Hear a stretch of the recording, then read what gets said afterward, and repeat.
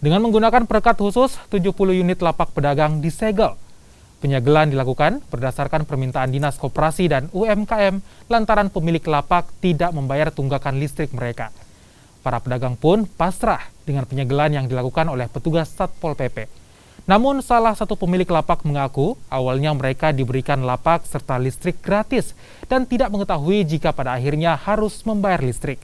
Pedagang mengaku cukup kesulitan untuk membayar tunggakan listrik yang berkisar antara Rp200.000 hingga Rp400.000. Keadaan situasi sekarang ini pembeli tidak seberapa. Jadi kita itu takutnya nanti tagihan untuk kali ini kedepannya nanti membengkak. Jadi maksud saya itu kalau bisa ada solusi untuk kalau memang ada beban pembayaran listrik yang diharuskan dari pemerintah itu sebaiknya di kilometernya dinolkan dulu supaya kita tahu gitu loh. Sebenarnya ini yang sekarang ini kan jadi tanda tanya itu angka pembayaran listrik seperti teman-teman katakan itu dari mana?